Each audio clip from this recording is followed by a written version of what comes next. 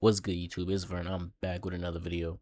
Today we reacting to selling slop to your own people. Now I watched about like 10 to 15 seconds of this video. It's basically about how people, get rich and, open up restaurants or whatever or whatever it is. You know, basically selling cheap fast food, horrible food that's not good for you, claiming they're giving back to their community when they're really not.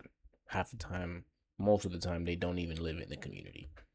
But without further ado, let me know what you guys think in the comments.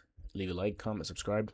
Let's get to it. Restaurants. Everyone wants to open one, even though most of them end up closing. Megan Thee Stallion opened a Popeyes in Miami, and Rick Ross bought a Checkers in Carroll City. I'm still not up on the almond. Oh, no, Ross. Rose still frightened. No. Is it from the almond of the walnut? Man, shut your... And he even made a song about it called Buy Back the Block. Chicken slop and burger slop being promoted by celebrities. Nothing new, like when Carl's Jr. paid that one girl who's definitely too rich to eat fast food to pretend she likes eating fast food. Like, look at this burger, bro. Pretty much every time somebody from even a slightly impoverished background becomes a successful entertainer who opens a restaurant, it's always specifically targeted at a low-income community. We up here in the gas station / Wendy's / Starbucks. You get a burger, get you some gas, and get you some coffee to stay on the road for another 5 hours in this joint. I'll give Megan credit though for opening her store in Miami Beach. Definitely not a low-income area. Let's say I become very wealthy, and then I buy a Burger King in a rough neighborhood on the south side of Chicago. Should my fellow Chicagoans be happy for me? Like I said, Rick Ross made a whole song about buying a Checkers, and in the song he also rapped about Wingstop, Taco Bell, and buying a Sonic. And it's always framed as investing in your community, but in reality, these people no longer live in these communities, just profiting from it. If I was a millionaire, why would I want to profit from poor people buying greasy slop? I know we all eat fast food, but we know it's unhealthy. We might kind of downplay just how unhealthy it is, but it's not like these guys are doing the hood a favor by opening a restaurant in it. Some of the best restaurants are already in the hood. I'm not saying I don't think people should own restaurants in certain neighborhoods. I just don't get why it's always pushed as something that's going to empower a neighborhood or inspire somebody. Like, bro, I'm happy for you, but I ain't inspired by you owning no fast food restaurant. When T.I. was talking to Atlanta News First about opening his restaurant, Trap City Cafe, wow. He went on a short rant about people in Atlanta not being able to afford living in Atlanta. Meanwhile, it costs $20 to park at his restaurant. During the 2 or so years it was open, it was just an expensive place. See, yeah, that's a very good example of how out of touch these like some of these rappers get when they get to the money for it, bro. It's like, yeah, you go on the internet saying one thing about, bro, he goes on a rant about people not being able to afford to live in Atlanta, and he opens a restaurant in Atlanta. I'm sure, because I'm pretty sure T.I. is from Georgia, probably Atlanta. $20 parking, fam. Damn. Just the parking. Though T.I. did You ain't even taste none yet. help with the development of an affordable housing complex in Atlanta that's actually pretty nice, and it's actually affordable. And sure, a restaurant is a business, and opening one creates some new jobs, but I think the wrong idea has been pushed around people doing this. The Rick Ross song is just a perfect example, though, of the misleading part. He says buy back the block, or buy the block back, whatever. But what do you mean by back? Like you grew up in a poor neighborhood where people from outside of the neighborhood own all the stores and restaurants? Okay. But when you're in Miami, you live in Miami Beach. How long have you been stalking me? Please be honest. No, like not that long. So now, the people who live in Carroll City just have the same experience that you did, where people from outside of the community are profiting from the business there. But again, we're gonna be fair, Rick Ross does give back in Miami, and he has for years. But then you have DJ Khaled. Have you ever played rugby? He opened a soul food restaurant in one of the worst neighborhoods in Chicago. But I ain't gonna lie, this chicken and red velvet waffles, I actually never even heard of this place, but I would have definitely came in here just for this. But why, Khaled? And you must be new or something, man. We the best, man. Who do you know on the west side of Chicago for you to open this restaurant right here? Is it because he knows the people in richer neighborhoods don't listen to him? I would understand more if they just acted like soulless. I'm not gonna lie, bro. Red velvet is one of my favorite flavors. Red velvet waffles.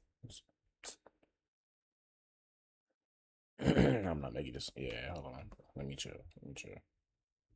That sound gas, though. I ain't gonna lie. Executives and just open the restaurant without pretending it was some big thing. According to the restaurant CFO, the idea Khaled had behind this restaurant was to, quote, cater to the underserved African American community.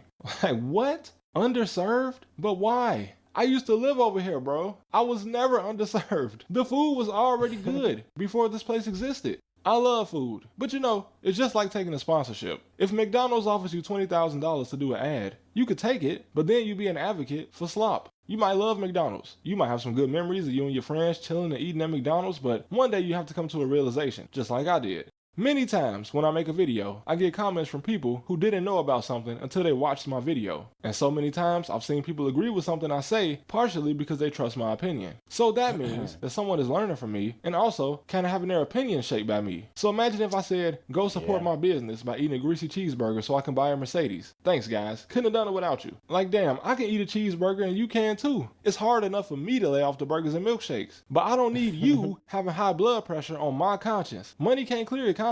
Some people can put all that to the side, but I can't. And it's not the only way to make money. It is actually much healthier to just push slop videos on YouTube than to push cheeseburgers. But surely that's it. And there's no correlation between poor neighborhoods and fast food, because that would just be downright evil. It's not like redlining, the illegal practice from the 1930s to the 1960s where banks refused to give home loans and insurance to poor and minority neighborhoods. Somehow, Bro, there's definitely some sort of correlation or some link between poor neighborhoods and fast food places, bro. Because every poor neighborhood you've probably ever been to, there's fast food places lined down the block, bro. McDonald's, Burger King, Wendy's, you name it, whatever. And even you know, small mom and pop shops, whatever. Led to fast food now being more common in those areas, partially due to the property value being so cheap, right? That's not true, is it?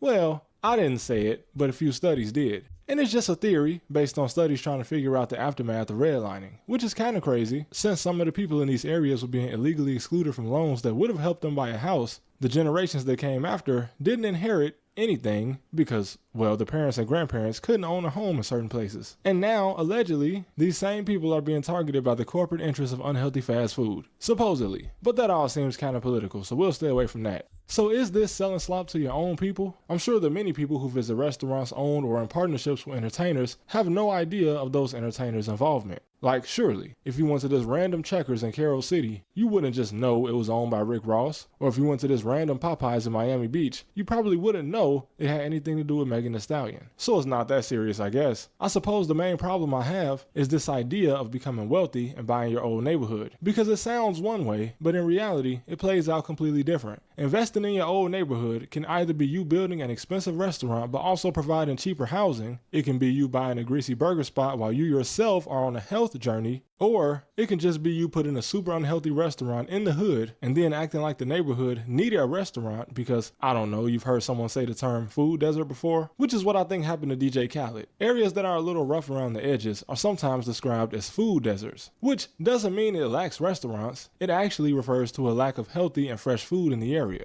meaning that in a poor neighborhood, fast food, whether it's a chain or not, is usually the only option when eating out. And Exactly, that's what I said. There's fast food lined down the block in poor neighborhoods. this is not just in the city and minority communities. Visit any small rural town in the United States of America and you will find no healthy options. This is very much an American thing in general. In fact, the south side of Chicago has a much wider... I would say, yeah, bro, Subway is probably the healthiest the healthiest thing you can get in these kinds of neighborhoods, bro. Yeah, because I mean, and that's only because, you know, Subway has vegetables or whatever, and if you know what you're doing, you know, you can get a pretty healthy order at Subway, I could say. Variety of food, from fast food to healthy food, than any small town I've ever been to. Any small town that wasn't an affluent suburb, of course. But whatever, we know how it goes. Money. If it makes money, it's gonna be done. Just like Angel Reese and David Beckham with McDonald's. Because if there's one thing you need to fuel your body to become a professional athlete, it's a Big Mac. But alright, I didn't mean to have a whole philosophical debate, which is what this would have turned into if I... Bro, that is insane though, how they get athletes who, me personally, I know, who barely, if ever, eat fast food. I mean, some of them do, obviously, but most of them don't, bro. They barely ever eat fast food, but those are the people they get to advocate, you know, for their brand. That's crazy. It's insane.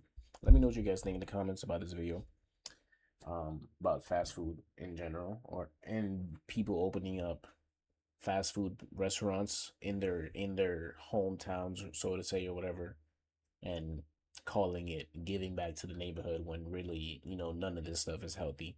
They can, yeah, they can go with healthier options. Obviously, we know it's a business. At the end of the day, fast food's probably gonna make more money than the healthier option, but at least giving people the healthier option, I'd say that's actually giving back to the community more so than just opening up a Popeyes in your hometown, bro. Like, yeah.